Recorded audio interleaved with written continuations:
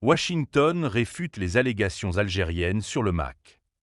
Les États-Unis rejettent les accusations de l'Algérie à l'encontre du MAC.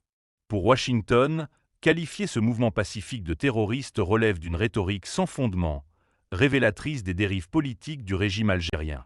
En matière de surenchère rhétorique, le régime algérien semble avoir atteint un sommet en continuant de classer le mouvement pour l'autodétermination de la Kabylie parmi les organisations terroristes. Cette décision, reconfirmée en 2023, fait sourire plus d'un observateur, tant elle manque de fondement. Le MAC, un mouvement pacifique qui milite pour l'autonomie de la Kabylie, n'a jamais été impliqué dans le moindre acte violent. Pourtant, Alger persiste à l'accuser de déstabiliser le pays et de menacer sa sécurité nationale. Dans le dernier rapport du département d'État sur le terrorisme, Washington n'a pas gobé le discours algérien.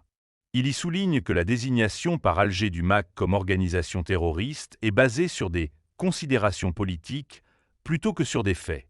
Aucun des actes attribués au MAK ne répond à la définition internationale du terrorisme, insiste le rapport, ce qui réduit à néant les affirmations de l'Algérie.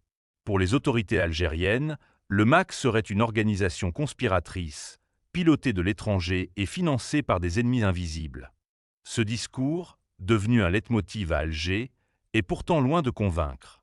Les accusations contre le MAC, souvent répétées mais jamais prouvées, ressemblent davantage à une tentative désespérée de justifier une répression politique qu'à une véritable préoccupation sécuritaire.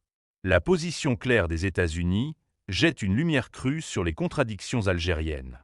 Comment justifier l'utilisation des lois antiterroristes contre un mouvement qui ne prône que des moyens pacifiques? En réalité, cette stratégie d'Alger s'inscrit dans un schéma récurrent, confondre dissidence politique et terrorisme pour museler toute opposition. En ciblant le MAC, mais aussi d'autres groupes comme le mouvement Rachad, le régime algérien cherche à éliminer toute contestation, qu'elle soit idéologique ou territoriale. La rhétorique officielle algérienne ne convainc plus personne. La communauté internationale, des États-Unis à l'Union européenne, ne prête aucun crédit au récit alarmiste d'Alger sur le MAC. Même à l'intérieur du pays, de plus en plus de voix dénoncent l'absurdité de ces accusations, qui traduisent davantage une peur du régime que l'existence d'une menace réelle. Mais au-delà du ridicule, cette situation met en lumière une vérité plus embarrassante pour Alger. Son incapacité à gérer une opposition pacifique, en particulier dans une région aussi marquée par son identité que la Kabylie. Loin d'affaiblir le MAC, cette désignation terroriste décrédibilise davantage le régime algérien aux yeux du monde.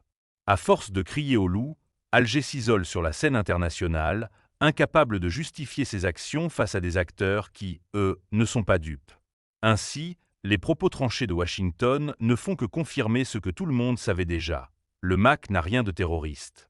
Il n'est qu'un bouc émissaire, victime d'un régime en quête de légitimité et incapable de tolérer la moindre remise en question de son autorité.